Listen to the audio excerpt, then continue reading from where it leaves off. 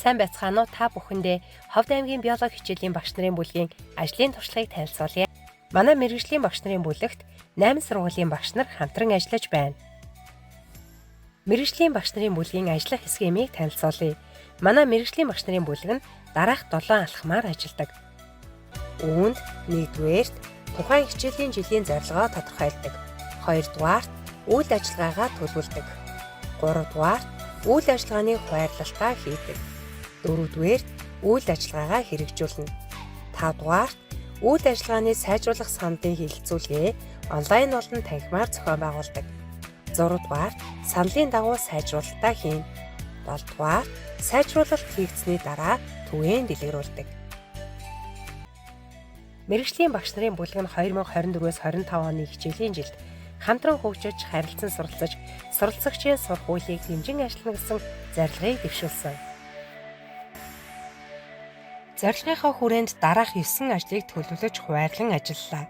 Эдгээр ажлуудаас суралцахын зорилтоор боловсруулсан дасгал ажлын дэвтрийг сургалтад ашиглан сайжруулсан ажлын туршлагаасаа хуваалцъя.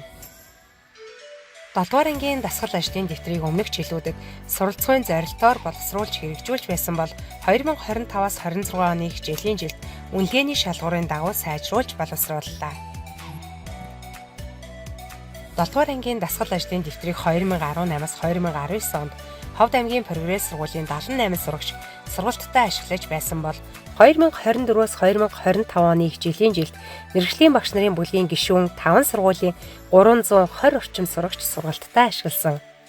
2025-аас 2026 онд энэхүү дэвтрийг улсын хэмжээнд 2700 орчим сурагчид сурах үйлдэл ашиглаж байна. 7-р ангийн дасгал ажлын дэвтрийн хэрэгжилт сайжруулалт болон бусад төлөвлөгөөт ажиллагааны чанар үр дүн сайжруулах зорилгоор мэргэжлийн багш нарын бүлгийн онлайн хэлэлцүүлгийг 9 удаа, танхимын хэлэлцүүлгийг 4 удаа зохион байгуулсан байна. 7-р ангийн дасгал ажлын дэвтрийг өмнөх жилүүдэд суралцахын зорилтоор боловсруулж хэрэгжүүлж байсан бол 2025-аас 26 оны хичээлийн жилд үнэлгээний шалгуурын дагуу сайжруулж боловсрууллаа. Жишээ болгон 7-р ангийн хүний хоол боловсруулах хэрэгтнүүдийн байрлал сэдвт ээлжид хичээлдээр тайлбарлая. Даалгавар 1-ийг ажиглана. А1-ээс 2, 3-аас 4 гэсэн код байна. Энэхүү код нь үнэлгээний шалгуурын А зорилтын 1-ээс 2 дугаар төвшин буюу хүний хоол боловсруулах хэрэгтнүүдийг нэрлэх ялгах даалгаврыг боловсруулсан гэсэн үг. Даалгавар 2-ыг авч үзье. Код нь А5-аас 6. Мөн л А зорилтын 5-аас 6 буюу хүний хоол боловсруулах эрхтэн тус бүрийг зураг дээр заах гэсэн даалгаврыг даалгавар 2 дээр боловсруулжээ гэж ойлгоорой. Энэ мэтчилэн дэвтэрт боловсруулсан даалгавруудаа үнэлгээний зорилтын дагуу 1-ээс 8 дугаар түвшинд харгалзах шалгуурт нийцүүлэн боловсрууллаа.